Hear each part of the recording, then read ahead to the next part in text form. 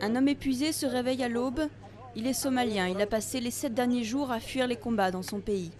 Avec sa famille, il est finalement arrivé au camp de réfugiés de Dadaab, au Kenya, la nuit dernière, et il a dormi juste devant le centre d'enregistrement.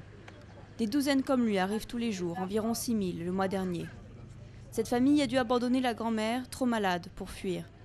Mais pendant le voyage, des hommes embusqués les ont attaqués et 2 des frères ont été tués. Le voyage a été vraiment très difficile, mais je me sens mieux maintenant. Ici, c'est plus tranquille. À Mogadiscio, on ne peut pas aller au marché, on doit rester à la maison, qui n'est pas sûre non plus. Il y a tellement de bombes, de massacres. Avec l'intensification des combats dans la capitale somalienne, Dadaab peine de plus en plus à faire face à l'afflux de réfugiés. Le camp a été mis en place au début des années 90 avec des capacités d'accueil pour 90 000 personnes. Ils sont aujourd'hui près de 300 000 et le camp est devenu le plus grand du monde.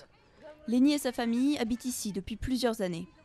La vie ici est très difficile. Vous voyez combien les conditions de vie sont mauvaises. On ne nous aide pas assez. D'après les Nations Unies, le manque de financement a conduit à des problèmes d'approvisionnement en eau et 1/5 seulement des familles disposent de logements convenables.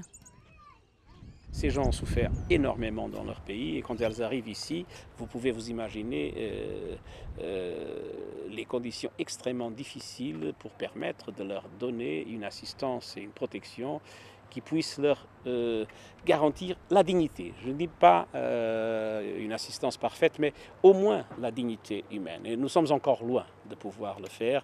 Le camp va être agrandi avec l'accord du gouvernement kényan.